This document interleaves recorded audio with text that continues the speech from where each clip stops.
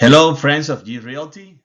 Today I want to present you my new reports that I am offering for free to all those people that want to understand a little bit more about cities, states, or specific zip codes. The idea to help new buyers and sellers to understand more what is happening around with market stats or demographic stats, taking this information for really prestigious sites like US Census, the Department of Labor, public records for the specific communities, etc. And in this opportunity, I have taken this zip code 34243 in Sarasota City. This one belongs actually to Manatee County, but it's part of Sarasota City. And you can see that goes from the coastline. You have the Sarasota and Bradenton Airport inside, a big residential zone here, and also part of the UTC Mall, and finishes here with the I-75. So it's a really dynamic zip code that have coastlines and houses that are really expensive, and then houses that are a little bit older, and houses that are far from the coast, so cheaper, meaning that houses price could be really variable in these points. And this report, we are not going to include any type of standard deviations or variances in those specific parameters. But regardless, this is a really exciting information to have and to understand what is your neighbor about, okay? Or the place that you want to move, etc. I have way more information, but this one is the one that I'm just publishing for free for anybody. Please feel free to reach me through my website. My website is prepared for you to enter your email and information, and then I will shoot you this report with probably some type of a small video explaining what the numbers are about. And I hope you enjoyed this video, and hopefully it's not too long.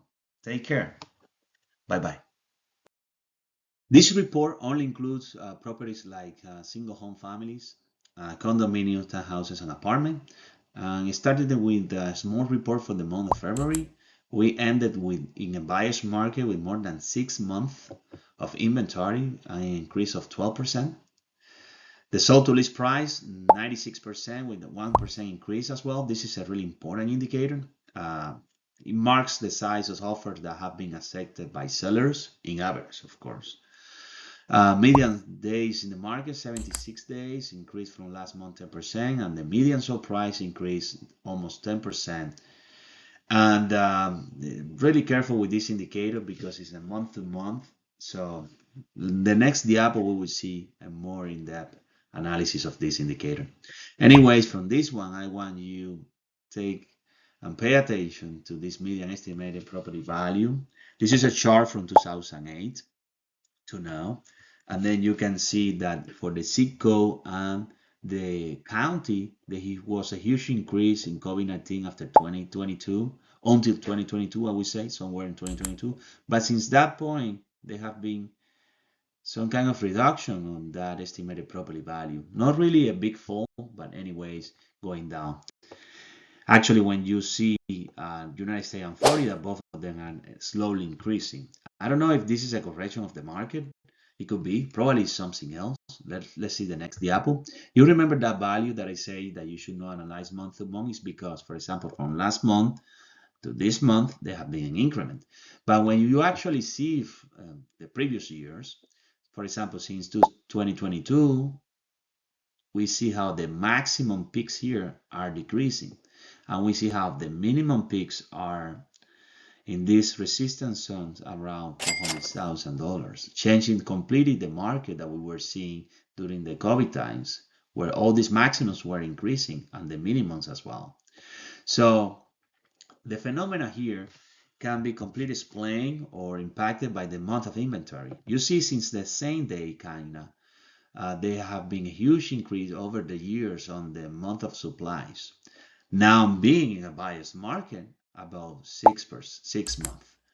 Remember, here it was below 1 month, and right now it's more than 6 months. Okay, meaning more than 600% increase over the last 3 years, and just the last one, 167%. From this table, only to take the values of own and rent, meaning that there is a rent market here with having 24% of the property being rented. Compared to the Florida and the state values, a little bit lower, but still there is an existing market. As well, the houses in the last 3 months that have been sold the most are those ones with the price from $350,000 to $500,000.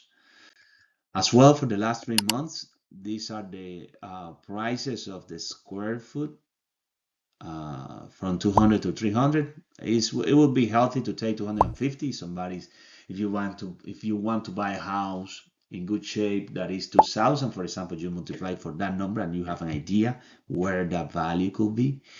As well, in the last 3 months, the houses that have been sold the most are those ones from 1,600 to 2,200 square feet.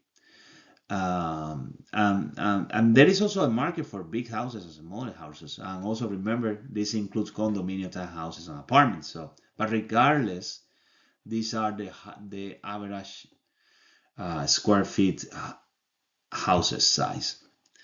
As well, you can see in the terms of how old these houses were. Mostly sold have more than actually 12 years.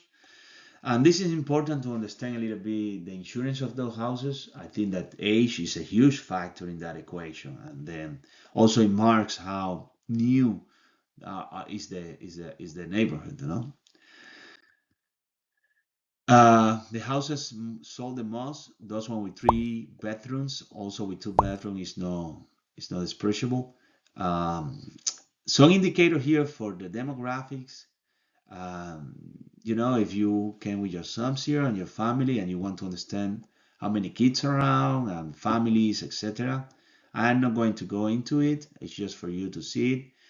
As well as the household income brackets, as well. There is a distribution of the salary of the people around. So I think sometimes that's really important for people to take decisions where they want to live. Occupational categories in that zip code, I would say that in this line here, every occupation above this point represent more than 10% of the population of the zip code, being the most common profession, the healthcare and social assistance. There is another markets, professional markets, but they are less developed, okay? But anyways, that's a good number as well to understand a little bit what is your neighborhood about. From this table, just to feel free to make a comparison with the Florida and United States. What is the income per capita and the median housing income? I wanted to bring here the unemployment rate based on those specific sums compared to Sarasota, Manatee County, Florida, and United States. United States actually have the highest unemployment rate, but Florida, Manatee, and Sarasota slightly below, but it's as well increasing. You can see the minimums and the maximums are increasing. Quality of life and some stats. The elevation, the average elevation is 16 feet above ground. I think this is important for this one because we are really in the line cost, and it's important to be at least more than 10 for sure. But this is an average. There could be some that are lower or higher. Another important information is this: there is no existing superfund or brownfield sites in this zip code. These two things are contamination sites, being the superfund really contaminated that you require decades to clean it, the government actually, and the brownfield is like somebody was building something and then that zone is contaminated and requires some time to recover, okay, and some treatment. Another type of index, this AARP livability index, is based on these 7 attributes, and then above 50, the number is positive, no, meaning that you are above the average, and then you can see what are the most what activities you can highlight for the zip code. I leave it completely up to you to that interpretation. And this one is the walkability score.